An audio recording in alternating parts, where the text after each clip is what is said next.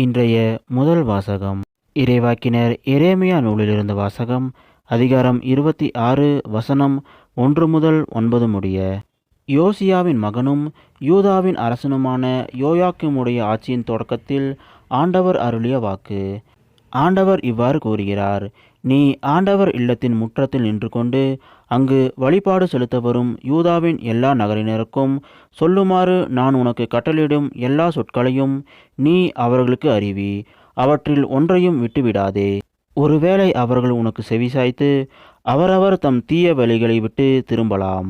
அப்பொழுது அவர்களுடைய தீச்செயல்களை முன்னிட்டு அவர்களுக்கு நான் அளிக்க எண்ணியுள்ள தண்டனை பற்றி என் மனதை மாற்றிக்கொள்வேன். நீ அவர்களிடம் சொல்ல வேண்டியது: ஆண்டவர் கூறுவது இதுவே, நீங்கள் எனக்கு செவி கொடாமலும் உங்களுக்கு கொடுத்திருக்கும் என் சட்டத்தின்படி நடவாமலும் நீங்கள் செவி சாய்க்காத பொழுதும் நான் மீண்டும் மீண்டும் உங்களிடம் அனுப்பி வைக்கும் என் ஊழியர்களான இறைவாக்கினர்களுடைய சொற்களை கேளாமலும் இருப்பீர்களாகில் இக்கோவிலை சீலோவைப் போல் ஆக்குவேன். இந்நகரை உலகில் எல்லா மக்களினத்தார் நடுவிலும் சாபக்குறியாக மாற்றுவேன். ஆண்டவர் இல்லத்தில் எரேமியா உரைத்த இச்சொற்களை குருக்களும் இறைவாக்கினரும் மக்கள் அனைவரும் கேட்டனர். மக்கள் அனைவருக்கும் சொல்லும்படி ஆண்டவர் கட்டளையிட்டிருந்த எல்லாவற்றையும் எரேமியா கூறி முடித்தபோது குருக்களும் இறைவாக்கினரும் மக்கள் அனைவரும் அவரை பிடித்து, நீ கண்டிப்பாய் சாக வேண்டும் என்று கூச்சலிட்டனர்.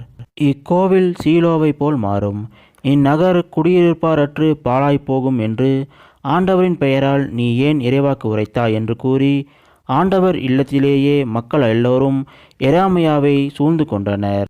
இது ஆண்டவர் வழங்கும் அருள்வாக்கு. இறைவா உமக்கு நன்றி.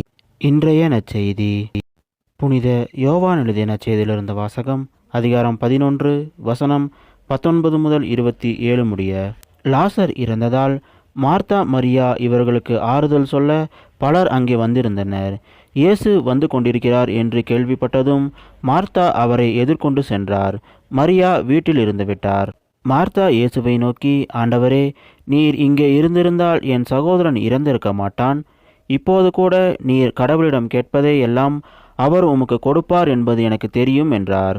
இயேசு அவரிடம், உன் சகோதரன் உயிர்த்தெழுவான் என்றார். மார்த்தா அவரிடம், இறுதி நாள் உயிர்த்தெழுதலின் போது அவனும் உயிர்த்தெழுவான் என்பது எனக்கு தெரியும் என்றார். இயேசு அவரிடம், உயிர்த்தெழுதலும் வாழ்வும் நானே. என்னிடம் நம்பிக்கை கொள்பவர் இறப்பினும் வாழ்வார். உயிரோடு இருக்கும்போது என்னிடம் நம்பிக்கை கொள்ளும் எவரும் என்றுமே சாக மாட்டார். இதை நீ நம்புகிறாயா என்று கேட்டார்.